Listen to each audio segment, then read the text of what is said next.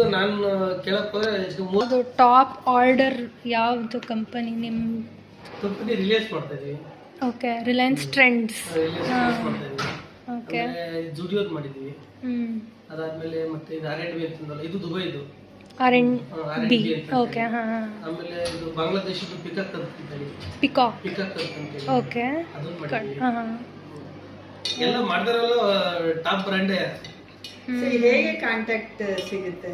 Contact ಅಂತಂದ್ರೆ ಈಗ ನಾವು ಅಪ್ರೋಚ್ ಮಾಡಕ್ ಹೋಗ್ತೀವಿ ಬೆಂಗಳೂರಿನಾಗ. ಅವರು ಬೈಂಗೋಸ್ಕರ ಅಡ್ರೆಸ್ ತಗೊಂಡು ನಮ್ಮ ಸ್ಯಾಂಪಲ್ಗಳು ತಗೊಂತೀವಿ.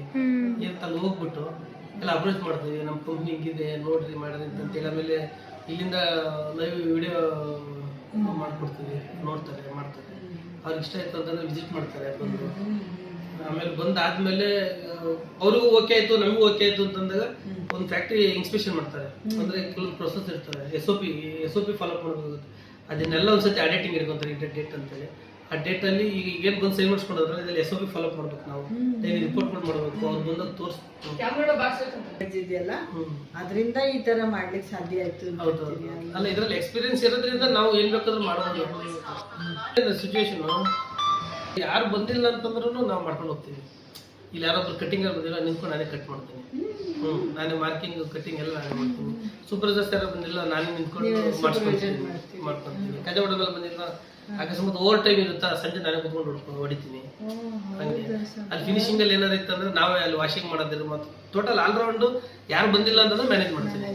ಹಂಗಿರೋದ್ರಿಂದ ಇಂಡಸ್ಟ್ರಿಯಲ್ಲಿ 10 ವರ್ಷ ಸಕ್ಸಸ್ ಆಗಿದ್ದೀವಿ. ಯಾರ್ದೋ ಮೇಲೆ ಡಿಪೆಂಡ್ ಆಗಿದ್ರೆ ಇಲ್ಲಿ ಎಲ್ಲ ಹೆಂಗ್ ಮಾಡ್ತಾರೆ ಅಂದ್ರೆ, ನಿಮ್ಗೇನು ಗೊತ್ತಿಲ್ಲ ಅಂದ್ರೆ ಬ್ಲಾಕ್ ಮೇಲ್ ಮಾಡೋ ಜನ ಜಾಸ್ತಿ.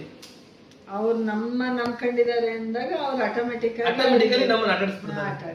ಹಂಗಾಗಿ ನಮಗೆಲ್ಲ ಗೊತ್ತಿರೋದ್ರಿಂದ ಯಾರು ನಮ್ಮ ಹತ್ರಕ್ಕೆ ಬರಲ್ಲ, ಆಟಾಡ್ಸಕ್ ಬರಲ್ಲ.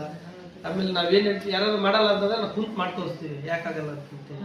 ಅದೇ ಬೇರೆ ಒಂದಲ್ಲಿ ಗೊತ್ತಿಲ್ಲದವರಿಗೆ ಹೇಳಕ್ ಹೋದ್ರೆ, ಹೌದಾ ಅವ್ರೇನ್ ಹೇಳಿದ್ರೆ ಅದನ್ನೇ ಕೇಳ್ತಾರೆ. ಹಂಗಾಗಿ ಸ್ವಲ್ಪ ಅವರು ಮೈನಸ್ ಪಾಯಿಂಟ್ ಅಲ್ಲಿ ಹೋಗ್ತಾರೆ.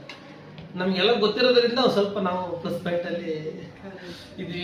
ಆಮೇಲೆ ದೊಡ್ಡವರ ಆಶೀರ್ವಾದ, ತಂದೆ ತಾಯಿ ಮಾಡೋದು, ಏನೋ ಇಲ್ಲಿ ಕಾಲೇಜ್ ಜಾಗಕ್ಕೆ ಬಂದು ಇಷ್ಟೆಲ್ಲ ಮಾಡಿದ್ವಿ. ಈಗ ಇಷ್ಟು 10 ವರ್ಷದಿಂದ ಹೊಡೆದಾಡ್ತಾ ಇದ್ದೀವಿ, ಸೈಟ್ ಮಾಡೋಣ ಅಂತ ಆಗಿರ್ಲಿಲ್ಲ. ಬದಲಾವಣೆ ಆದ್ರೆ ಅದಕ್ಕೂ ನಾವು ಬರ್ಸಿದ್ಕೊಂದು ಸಾಧಕ. ಹೌದು, ಇದೆಲ್ಲ ಎಲ್ಲಿ ಕಲ್ತ್ರಿ? ಅವಾಗೆಲ್ಲ ಚಿಕ್ಕವರು ಪುಟ್ಟ ನಾವು ಓದಕ್ಕೂ ಮೈಸೂರಿಗೆಲ್ಲ ಹೋಗ್ತಿದ್ದಾಗ ಚಿಕ್ಕವ್ರು ಪಾಪ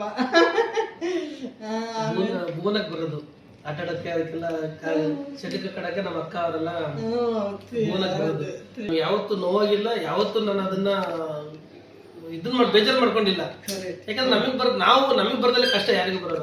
ಬಟ್ ನಾವು ಅದನ್ನ ಏನ್ ಫೇಸ್ ಮಾಡ್ತಿಲ್ಲ ಅದು ಇಂಪಾರ್ಟೆಂಟ್. ಕಷ್ಟಕ್ಕೆ ನಾವೇ ಎದುರು ಬರೋದು, ನಮಗೆ ಕಷ್ಟ ಎದುರು ಹೋಗ್ಬೇಕು. ಆ ತರ ನಾವಿದ್ದಾಗ 100% ಸಕ್ಸಸ್ ಅನ್ನೋದು ನಮ್ಮ ಹಿಂದೆ ಬಂದೇ ಬರುತ್ತೆ. ಹಂಗಾಗೋಸ್ಕರ ನಾನು ಎಂತ ಪರಿಸ್ಥಿತಿ ಬಂದ್ರು, ಏನೇ ಬಂದ್ರು ಎದೆಗುಂದಲ್ಲ. ಏನೇ ಅಂತಂದ್ರೂ ನಾವು ಈಗ ಹೇಳಿದಲ್ಲ, ಎಷ್ಟೋ ಜನ ನಮ್ಮ ಗಾರ್ಮೆಂಟ್ ಇಂಡಸ್ಟ್ರಿ ಸಬ್ಸಿಡಿ ತಗೊಂಡ್ ಹೋಗ್ತಾರೆ. ನಾವು ಸಬ್ಸಿಡಿ ಇವತ್ತಿಗೂ ನಾನು ಆಸೆ ಕೊಟ್ಟಿಲ್ಲ, ಯಾಕಂದ್ರೆ ನನಗೆ ಬೇಕಾಗಿಲ್ಲ ಅದು. ಅದು ಸಬ್ಸಿಡಿಗೋಸ್ಕರ ಮಾಡಿದ್ರೆ ಫ್ಯಾಕ್ಟ್ರಿ ಮಾಡೋಕ್ಕಾಗಲ್ಲ. ದುಡಿಬೇಕಂತ ಮಾಡ್ಬೇಕು. ಅವಾಗ 100% ನಾವು ಎಫೆಕ್ಟ್ ಹಾಕಿ ಮಾಡೇ ಮಾಡ್ತೀವಿ. ನಾವು ಸಬ್ಸಿಡಿ ಸಿಗುತ್ತೆ ಅಂತ ಅದರಿಂದ ಹೋಗ್ಬಿಟ್ರೆ ಸಬ್ಸಿಡಿ ಬರೋದು ಏನಿರೋದೆಲ್ಲ ಕಳ್ಕೊಂಡ್ಬಿಟ್ಟಿರ್ತೀವಿ. ಸಬ್ಸಿಡಿ ದುಡ್ಡು ಏನು, ಈಗ 10 ಲಕ್ಷ ಸಬ್ಸಿಡಿ ಬಂದ್ರೆ ನಮ್ದು 20 ಲಕ್ಷ ಹೋಗ್ಬಿಟ್ಟಿರ್ತೀವಿ. ಯಾಕೆಂದ್ರೆ ಸಬ್ಸಿಡಿ ದುಡ್ಡು ನಂಬ್ಕೊಂಡಿರ್ತೀವಿ ನಾವು. ಹಂಗಾಗಿ ನಾವ್ ಯಾವ್ದಕ್ಕೂ ಆಸೆ ಪಡಲ್ಲ. ನಾವು ದುಡಿಬೇಕು, ನಾವು ತಿನ್ಬೇಕು ಅಂತ ಕೇಳಿ. ನಿಮ್ ತಂದೆನೇ ನಿಮಗೆ ಇನ್ಸ್ಪಿರೇಷನ್ ಅನ್ಸುತ್ತೆ. ಈ ಸ್ಥಾನದಲ್ಲಿ ಇದೀವಿ ಅಂತಂದ್ರೆ ನನ್ನ ತಂದೆ ತಾಯಿ ಮಾಡಿದ ಪುಣ್ಯ. ಆಮೇಲೆ ಅವ್ರು 4 ಜನಕ್ಕೆ ಮಾಡತಕ್ಕಂಥದ್ದು ಕೆಟ್ಟದ್ ಒಳ್ಳೆ ಅವ್ರ ಕೈಲಿ ಹೆಲ್ಪ್ ಮಾಡಕ್ ಆಗದೆ ಇರ್ಬೋದು, ಅಟ್ಲೀಸ್ಟ್ ಯಾರಿಗೂ ತೊಂದರೆ ಅಂತೂ ಕೊಟ್ಟಿಲ್ಲ. ಅವ್ರಾಯ್ತು, ಅವ್ರ ಜೀವನ ಆಯ್ತು, ಕಷ್ಟಪಟ್ಟು ಜೀವನ ಮಾಡಿದಾರೆ. ಯಾರಿಗೆ ಏನೇ ಮಾಡಿದ್ರು ಮೋಸ ಮಾಡಿ ಜೀವನ ಮಾಡ್ಬಾರ್ದು ಅನ್ನೋದೊಂದು ಕಲ್ತಿದ್ದೀವಿ. ನನಗೆ ದೂರ ಭಾರ ಆಗಲ್ಲ. ಅದ್ರಲ್ಲಿ ಮಾಡ್ಬೇಡಿ, ಸಾಕು, ಇಷ್ಟು ದಿವಸ ಮಾಡಿದಿರಿ.